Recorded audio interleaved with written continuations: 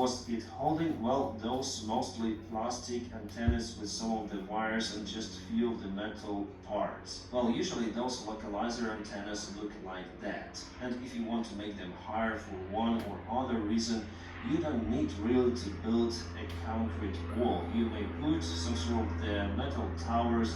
They may do harm, but much less than concrete wall. So we still need to find out many of the factors, the airplane configuration at first, flaps and so on, and we don't know where the airplane actually touched the runway, what led to the landing gear not to extend and so on. But for now, the fact that airplane hit this wall, very powerful, robust wall, and it stopped the aircraft immediately, converting all of the kinetic energy into total devastation of the airplane. Yes, you may say that there is the wall behind, not far away, so in any case the aircraft would hit it, but also on the way the aircraft would lose more energy, so the damage for the aircraft could be minimized. So yes, there is the wall, it is made out of the blocks, but still blocks may disassemble, so they are not the solid concrete reinforced construction. They would not cause that dramatic damage to the airplane. But there you can see behind the wall which holds the localizer antenna. Yeah, multiple of the antennas which form the localizer antenna and signal for the precision guidance of the airplane. So it's a huge barrier in this case, a huge brewster. Well, maybe as a variant that wall was used as the jet blast wall before, but usually it is not located right at the runway edge, so I have pretty much lots of the questions to those people who constructed that wall not far away from the runway edge, creating the huge obstacle for any sort of the airplane that might potentially skirt the runway. And this video was published on Reddit. Here you can see some of the problems with the right hand engine. Allegedly it is Jeju Air Flight 2216, but again, Reddit, you need to cross-check this information. But 100% it is Boeing 737. It also could be Korea because of the landscape, very close to the airport, it looks like that, and Korean language. So could it be a bird strike? Yes, it could be.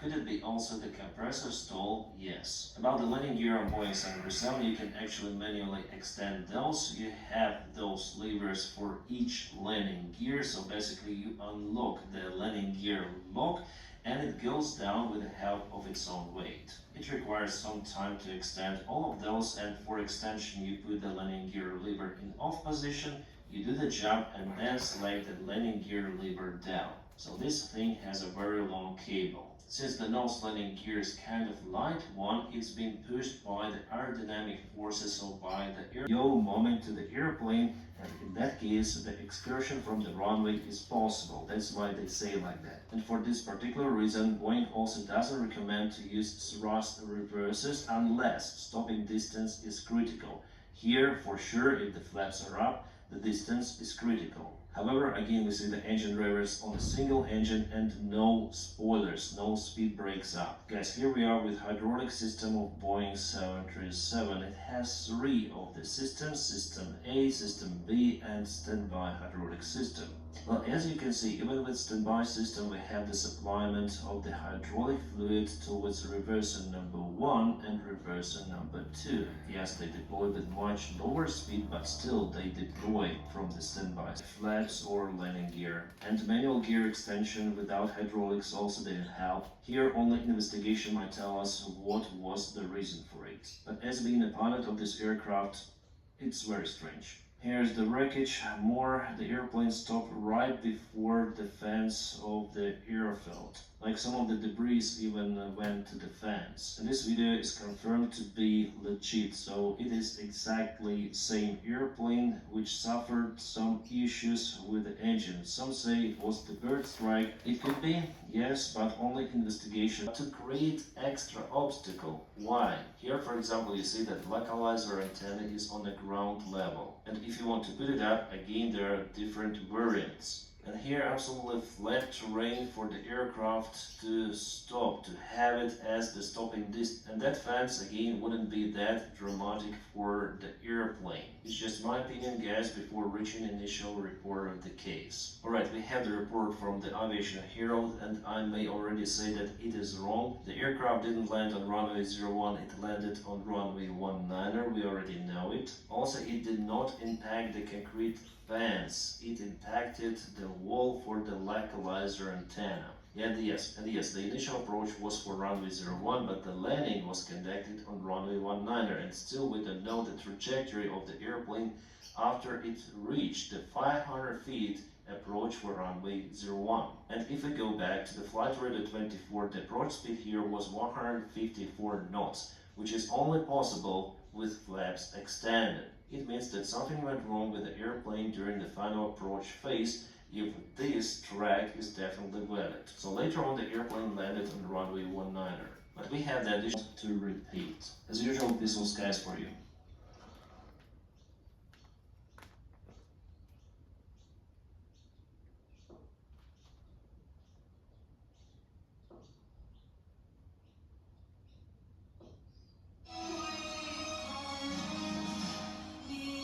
Save 30% on average when comparing Carbonet with Skyscanner, and enjoy that wind in your hair feeling.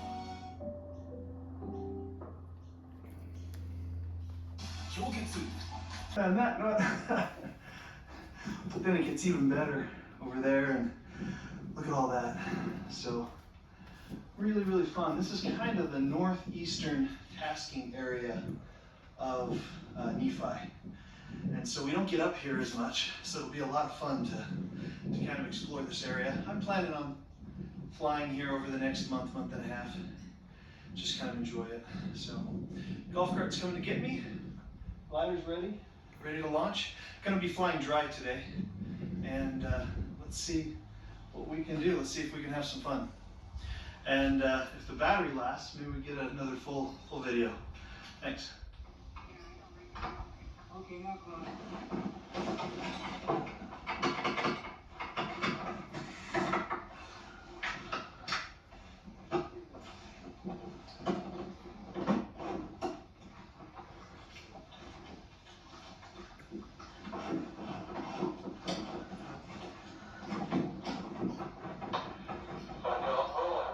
here we go.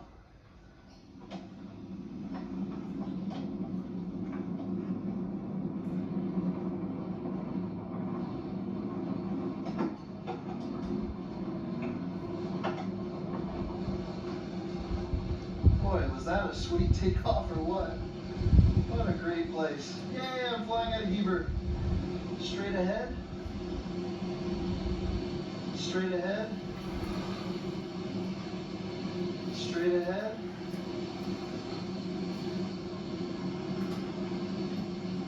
Off to the right. I can do a 180.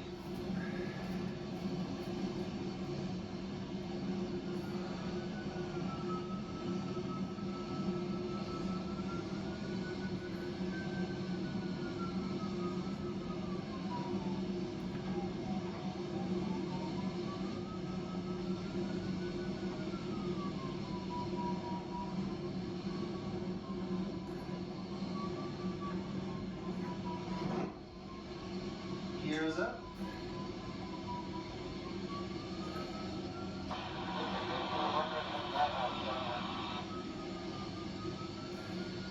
The one with the roof on it?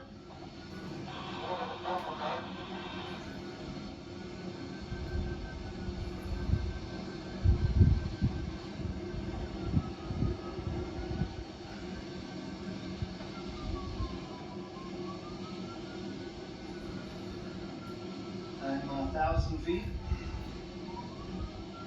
This right here is Deer Creek Reservoir, and I'm hoping to fly or float on it tomorrow with the family. Be fun to see other gliders launch as we're boating. It's a fun lake. I think that the camera is just slightly too far forward So once I get off of toe, I will mess with it. I'm not gonna mess with it on toe. That would be a distraction, don't need.